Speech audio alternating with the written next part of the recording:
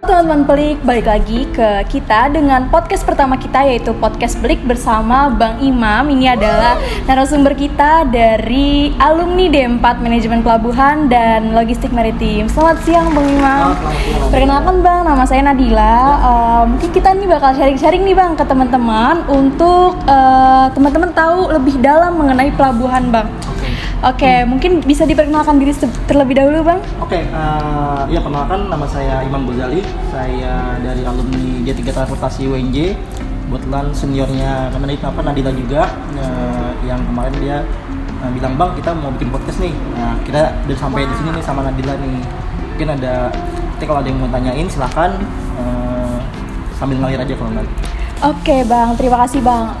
Jadi nih Bang, kita mau tahu Bang, menurut Bang Imam Bang, untuk kegiatan di pelabuhan itu biasanya seperti apa ya Bang? Yang paling ujung tombaknya, setiap paling pertama gitu, kalau untuk di pelabuhan tuh ada yang namanya labuh. Jadi ada namanya anchor area, itu tempat kumpulnya kapal-kapal yang lagi menunggu dokumennya diselesaikan atau diurus sama agennya. Jadi sebelum kapal bisa masuk ke pelabuhan itu harus menunggu di anchor area itu dulu. Atau dia tuh bisa juga sambil nunggu kapal yang sedang kegiatan bongkar muat itu menunggu situ juga. Jadi setelah dokumen selesai, kapal boleh masuk. Nanti ada lagi namanya pandu, tunda dan tambat. Nah, itu kapal dibawa masuk ke dalam kolam pelabuhan. Terus setelah kapal sandar di dermaga, baru diadakan kegiatan bongkar muat. Nah, itu sebenarnya agak panjang tuh kegiatan bongkar muat, kegiatan di pelabuhan. Itu baru satu. Terus kedua, namanya kegiatan bongkar muat, kayak step dooring. Jadi bongkar muat dari dan ke kapal. Terus juga ada cargo dooring, itu dari dermaga ke Siwai dan Siwai ke dermaga. Terus juga ada namanya receiving dan delivery, itu dari Siwai keluar maupun dari luar ke Siwai. Itu yang kedua. Yang ketiga, ada juga namanya embarkasi dan debarkasi di terminal penumpang. Jadi untuk ada juga namanya terminal penumpang biasanya itu yang ngurus tuh di Pelni. Terus juga ada yang namanya bunkering, atau kayak misalkan itu sebenarnya bagian dari pelayanan dari pelabuhan juga, kayak misalkan isi BBM dan juga isi air bersih gitu. Sebenarnya itu sebagai secara umum kurang lebih seperti itu kalau untuk kegiatannya.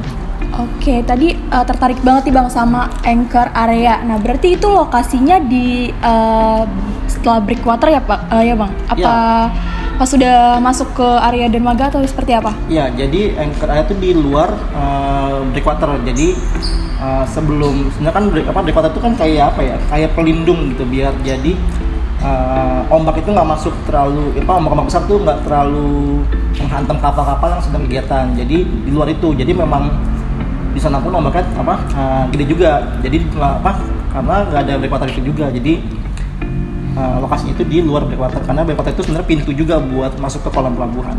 Oke, berarti Bang, untuk tadi nih Bang, kegiatan pandu tunda. Nah, mungkin teman-teman ada yang belum tahu terkait kegiatan pandu tunda Bang. Berarti pada saat kapal ini masuk ke breakwater itu mesinnya sudah dimatikan ya Bang? Jadi nanti akan seperti apa Bang mekanismenya untuk pandu tunda ini? Jadi iya betul banget. Jadi saat kapal akan masuk ke kolam pelabuhan, itu mesin harus dalam keadaan mati, jadi nggak boleh sama sekali nyala. Karena kalau misalkan mesin nyala, itu sangat susah dikontrol atau sangat susah dikendalikan. Apalagi di kolam pelabuhan tuh banyak kapal-kapal lain yang sedang kegiatan juga. Jadi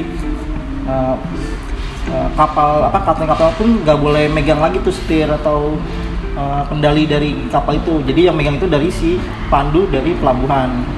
Karena pandu itu yang tahu medannya, tahu lapangannya lah. Jadi dia yang bakal bawa dari anchor area ke kolam pelabuhan sampai tambat kapal tersebut. Oh, seperti itu ya Bang. Baik, berarti memang peran pandu tunda ini cukup penting ya Bang di pelabuhan. Oke Bang, tadi Abang juga nyebutin kegiatan stevedoring nih Bang, kegiatan bongkar muat dari kapal ke dermaga. Kira-kira untuk kegiatan stevedoring itu dibutuhkan alat-alat apa saja ya Bang? Kita ambil contoh peti kemas ya, karena kan sekarang tuh udah hampir semua pakai peti kemas kan.